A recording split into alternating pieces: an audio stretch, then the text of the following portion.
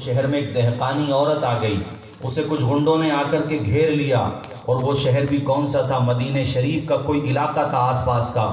اس نے چاروں طرف گہار لگائی تاکہ اس کی عزت بچائی جا سکے، تو اس نے بڑی تمنا اور بہت امنگ اور حسرت کے ساتھ یہ کہا کہ میں محمد کے شہر میں رسوا ہو رہی ہوں۔ اتنا کہنا تھا، ایک اجنبی مسلمان ادھر سے گزر رہا تھا، اس نے یہ نہیں دیکھا کہ کس دھرم کی عورت ہے، اپنی جان خطرے میں ڈال کر کے اس بہن کی عزت کو بچایا مسلمان نے۔ ایسا کردار تھا ہمارا۔ آج ہماری نگاہیں آوارہ ہو گئیں، ہماری فکر آوارہ ہو گئی، ہماری سوچ آوارہ ہو گئی، ہماری راتیں بھی گناہوں سے بھری ہوئی ہیں، ہمارا دن بھی گناہوں سے بھرا ہوا ہے۔ 24 گھنٹے میں اگر گناہوں کی فہرست نکالے نا آپ تو گناہ ہی گناہ نظر آتے ہیں۔ ذرا سوچو قیامت کے دن اللہ کو کیا منہ دکھائیں گے۔ اللہ پاک کے پیارے محبوب نے فرمایا قیامت کے دن کوئی بھی انسان خدا کے دربار میں اس وقت تک ہٹ نہیں سکتا جب تک یہ جواب نہیں دے گا، بتا تو نے اپنی جوانی گزاری کہاں ہے۔ اس کا جواب جوانوں کیا دو گے تم، جنہوں نے پوری زندگی اور جوانی کا بڑا حصہ موبائل کی اسکرین پر گناہ کرتے ہوئے گوا دیا، وہ جوان کیا جواب دے گا؟ بھائیو، اللہ پاک آپ سے فرمائے گا بتاؤ تم نے اپنی جوانی کہاں گزاری ہے، کیا جواب ہوگا تمہارے پاس؟ مگر ہاں، کچھ جوان وہ بھی ہوں گے جن کی پیشانی میں سجدوں کی تڑپ ہوگی، جن کا چہرہ نور برسا رہا ہوگا، وہ حد ادب میں رہتے ہوئے عرض کریں گے مولا ہم نے اپنی جوانی تہجد کے سجدوں میں گزاری ہے، یا اللہ ہم نے اپنی جوانی تیری عبادت کرنے میں گزاری ہے۔ غوث پاک سے ہم کتنی محبت کرتے ہیں ہم سب آپ جانتے ہیں، مگر کبھی ان کی سیرت بھی تو دیکھو، ان کا کردار بھی تو دیکھو، ان کا گھرانہ بھی تو دیکھو، اور خود ان کے والد ماجد سید موسیٰ ابو صالح کا کردار تو دیکھو کہ صرف ایک سیب کھا لیا تھا، توڑا نہیں تھا، کسی سے چھینا نہیں تھا، نہر میں بہتا ہوا جا رہا تھا، بغیر اجازت کے کھا لیا، زیادہ غیر محتاط عمل تھا، ناجائز نہیں تھا میرے ساتھیوں، مگر پھر بھی پرہیزگاری دیکھو کہ پہنچ گئے اس باغ میں جہاں سے وہ سیب آیا تھا۔ باغ بھی کوئی عام بندہ نہیں تھا، وہ بھی وقت کا ولی تھا، قطب تھا، سبحان اللہ، اللہ اکبر۔ وہ جو باغباں تھے ان کا نسب ملتا تھا امام حسین سے، اور غوث پاک کے والد ماجد کا نسب ملتا ہے امام حسن سے۔ وہ بھی ولی یہ بھی ولی، کہا کیسے آنا ہوا؟ عرض کیا حضور آپ کے باغ کا ایک سیب کھا لیا ہے، بس اسی کی معافی چاہتا ہوں، جو سزا دینا ہے یہیں پہ دے دیں۔ قیامت کے دن میرا دامن نہ تھامے جے پور کے دینی مسلمانوں، ایک سیب کھانے پہ اپنی غلطی کا اس قدر احساس ہے کہ جو بھی سزا ملے مجھے منظور ہے، جو بھی سزا ملے۔ کہا ٹھیک ہے ہمارے باغ کی سینچائی کرو، وہ سینچائی کرتے، 1-2 دن نہیں کافی طویل عرصہ گزارا وہاں پر۔ ایک سیب لینے پر یہ ہے احساس جرم، جبکہ جرم بھی نہیں تھا، بس یہ تقوی کے خلاف تھا، اور اسی لیے تو کہا گیا ہے ان اولیاءہ الا المتقون۔ رب فرماتا ہے میرے وہی ہوتے ہیں جو پرہیزگار ہوتے ہیں، جو شریعت پہ چلنے والے ہوتے ہیں۔ ایک ہم اور آپ ہیں کہ پلوٹ کے پلوٹ کھا جاتے ہیں، بعض ایک دوسرے کا مال ہڑپ کر جاتے ہیں، ایک دوسرے کی جائیداد پہ قبضہ کر لیتے ہیں، چوریاں کر لیتے ہیں، مطلب ان کو احساس بھی نہیں ہوتا۔ ہم اگر غوث پاک کا نعرہ لگاتے ہیں نا تو ان کا کردار بھی اپنائیں، پھر نعرہ لگائیں اور دیکھیں اس نعرے میں کتنا اثر ہوتا ہے۔ دنیا کہے گی جے پور کے غلاموں کا کردار ایسا ہے، تو بغداد میں ان کے امام کا کردار کیسا ہوگا؟ تبھی تو جب آپ اس پر عمل کریں گے۔ آج تو دیکھیں جس کے پاس طاقت آ جائے وہ یہ سوچتا ہے کہ سب کچھ سرمایہ میں ہی جمع کر لوں، جبکہ سب سرمایہ دنیا ہی میں تو رہ جائے گا۔ کوئی ساتھ لے کر کے گیا ہے؟ بتاؤ مجھے، کوئی ساتھ لے کر کے گیا ہے دنیا سے؟ زور سے بولو۔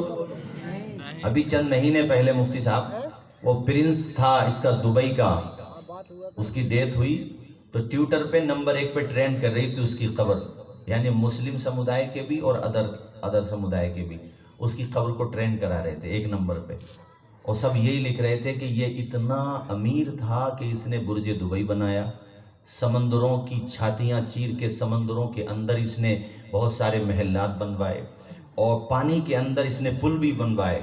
اتنا پیسہ کہ 6 مہینے تک اماؤنٹ کرو تب بھی شاید گن نہیں پاؤ گے، اتنی دولت۔ مگر سب یہی لکھ رہے تھے کہ پرنس بھی دبئی کا جب دنیا سے گیا تو جیسے مزدور کفن کے 3 کپڑے لے کے جاتا، یہ بھی کفن کے 3 ہی کپڑے لے کر کے گیا، اس کے علاوہ کچھ ساتھ لے کر کے نہیں گیا۔ عورت ہے تو 5 کپڑے اور مرد ہے تو 3 کپڑے، اس کے علاوہ کوئی کچھ لے کر کے نہیں جاتا۔ او بھائی، دولت خوب کماؤ، اللہ تمہیں صاحب استطاعت بنائے، صاحب نصاب بنائے، لینے والے ہاتھ سے دینے والا ہاتھ اچھا ہوتا ہے، مگر دیکھنا یہ پڑے گا کہ دولت ملنے کے بعد ہم عثمان غنی کے راستے پر جا رہے ہیں یا قارون کے راستے پر جا رہے ہیں۔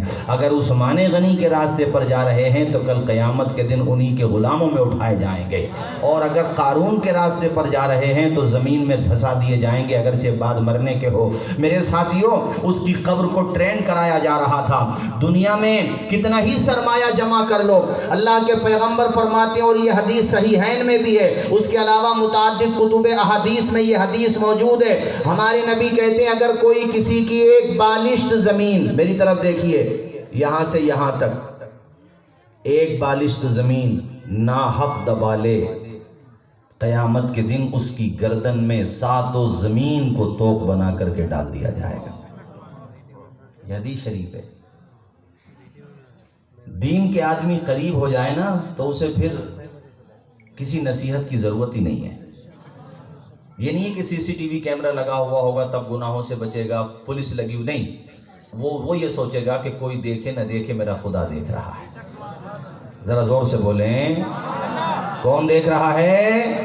خدا دیکھ رہا۔ وہ بس یہ بات ذہن میں بٹھا لے گا۔ حضرت عمر کے دور میں ایک موقع پہ آپ سفر کر رہے تھے، راستے میں کھانے کی حاجت ہوئی، آپ کے ساتھ ایک آپ کا نوکر تھا، بکریوں کا چرواہا سامنے، آپ نے نوکر سے کہا ذرا اس سے بات کرو، تھوڑا سا دودھ یہ اپنی بکریوں کے تھنوں سے نکال کے دے دے، جو بھی قیمت ہوگی ہم اس کو دے دیں گے۔ وہ گئے، بکریوں کا چرواہا، دیکھیے اس کو کہتے ہیں امانت داری اور ایمانداری۔ اس نے کہا بھئی یہ بکریاں میری نہیں ہیں، کسی اور کی ہیں، اور اس سے اجازت میں صرف اپنے لیے لیتا ہوں، اپنے لیے، اپنے استعمال کے لیے۔ اس نے مجھے اجازت دے رکھی ہے، میں بیچنے کے لیے یہ میں نہیں کرتا۔ حضرت عمر بڑے خوش ہوئے، مگر امتحان لینے کے لیے خود گئے اور کہا یار تیرا مالک یہیں آس پاس رہتا ہے کیا؟ کہ نہیں وہ گاؤں میں رہتا ہے۔ تو کہا وہ تھوڑی دیکھ رہا ہے، تو جو بھی قیمت لینا لے لینا، ڈبل قیمت دے دیں گے ہم، تو بکریوں کے تھن سے دودھ نکال کے ہمیں دے دے، ہم تجھے قیمت دے دیں گے، مت بتانا جا کر کے اپنے مالک کو۔ بیٹھا تھا وہ اٹھ گیا، جانتا نہیں تھا حضرت عمر کو، کھڑا ہو گیا اور غصے میں لال پیلا ہو گیا، کہتا اجنبی مسافر، یہ تو میں بھی جانتا ہوں بکریوں کا مالک نہیں دیکھ رہا ہے، مگر ہم سب کا خالق تو دیکھ رہا ہے۔ حضرت عمر نے اس کو سینے سے لگا لیا۔ جے پور کے میرے دینی بھائیوں، اس کو کہتے ہیں ایمانی حرارت، اور جب ایمانی حرارت کا لہو دوڑتا ہے نا تو پھر ایمان اپنے شباب پر ہوتا ہے، اور ایسا ہی رزلٹ آتا ہے۔ آپ نے پیشانی کو چوما اور جو ایتہاسک جملے کہے تھے وہ یاد رکھو۔ حضرت عمر نے کہا او بکریوں کے چرواہے، جب تک تیرے جیسے امانت دار مسلمان ہوئے زمین پر زندہ رہیں گے، کوئی اسلام کے پرچم کو سر نگو نہیں کر پائے گا۔ کیسے لوگ تھے، اللہ اکبر کبیرہ، کیا شان تھی ان کی۔ کہا کہ اللہ تو دیکھ رہا ہے، کوئی دیکھے نہ دیکھے مگر اللہ دیکھ رہا ہے۔ او میرے بھائی، اس بات کو یاد رکھو کہ دنیا سے کچھ لے کر کے نہیں جاؤ گے۔ مائیکل جیکسن کا نام ہمارے جوانوں نے سنا ہوگا، سن 2009 میں مر گیا یہ۔ اس کو جب شہرت ملی، اور شہرت ملتی ہے تو انسان کا دماغ خراب ہو ہی جاتا ہے، اس کا بھی خراب ہو گیا۔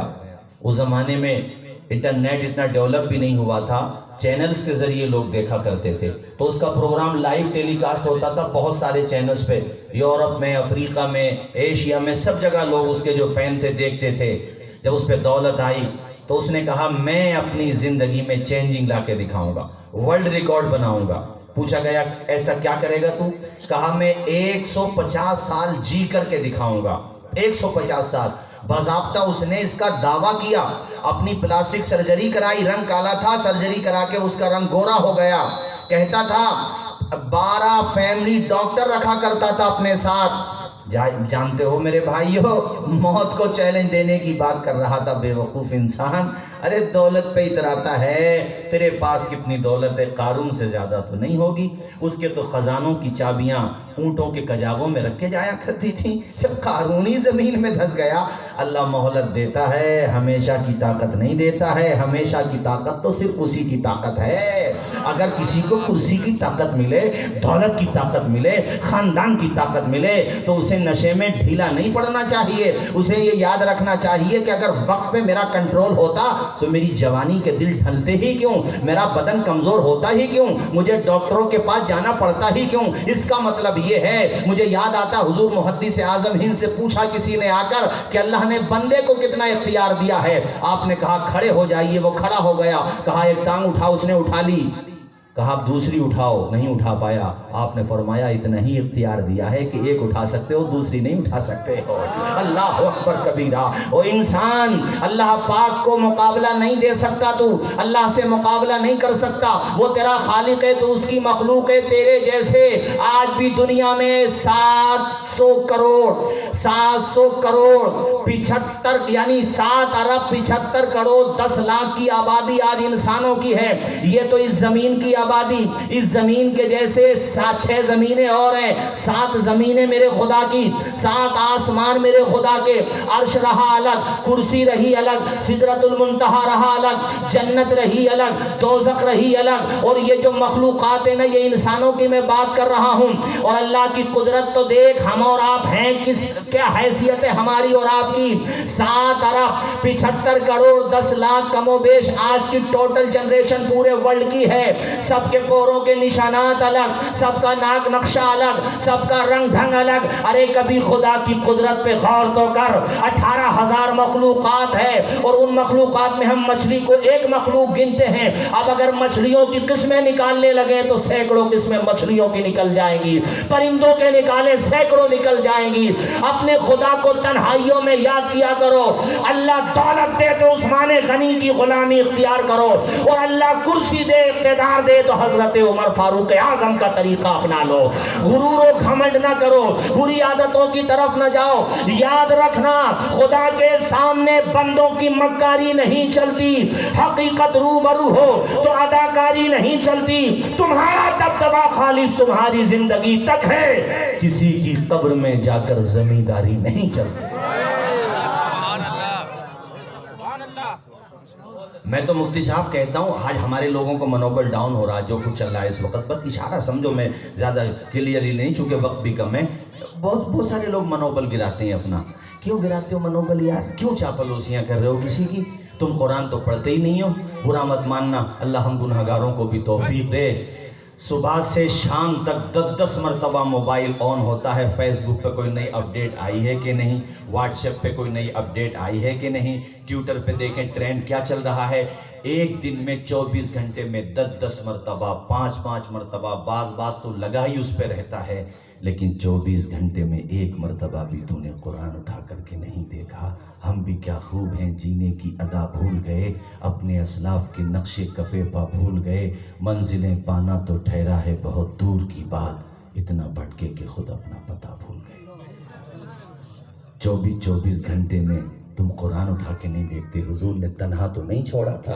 حجۃ الوداع کے موقع پہ حضور نے کہا تھا، صحابہ میں دنیا سے جا رہا ہوں لیکن تمہیں لاوارث نہیں چھوڑ رہا ہوں، قرآن دے کر کے جا رہا ہوں، اہل بیت دے کر کے جا رہا ہوں۔ ایک حدیث میں فرمایا قرآن و سنت دے کر کے جا رہا ہوں، تنہا تو نہیں چھوڑا حضور نے۔ اور ہم نے قرآن کے ساتھ کتنی بے وفائی کی کہ رمضان کے بعد اٹھا کے رکھ دیا، اس کی گرد و غبار جم رہا اس کے جزدان پہ۔ ہمارے گھر کی عورتیں بیڈ روم صاف کرتی ہیں روزانہ، اپنے کمرے کی کھڑکیاں صاف کرتی ہیں، لیکن میری ماں بہنوں کو بھی توفیق نہیں ہوتی کہ جزدان پہ گرد و غبار جم رہا ہے، اس کو تو سینے سے اپنے جگر سے صاف کریں، اس کو پڑھیں۔ ارے قرآن جن گھروں میں پڑھا جاتا ہے ان گھروں سے بلاؤں کو اللہ پاک دور فرما دیتا ہے۔ میں نے بہت ایسے دیکھیں جو پڑھے ہوئے نہیں ہیں قرآن مگر ان کے دل میں محبت ہے، وہ اٹھیں گے تو قرآن کی زیارت کریں گے فجر کی نماز کے بعد، اس کے بعد چومیں گے۔ اور ایسے پڑھے لکھوں سے وہ بے پڑھے لکھے اچھے ہیں جو قرآن شریف کی زیارت تو کر رہے ہیں۔ اللہ ہم گناہگاروں کو قرآن کی محبت عطا فرمائے۔ زور سے بولیے نا آمین، اونچا بولیے اور زور سے بولیے۔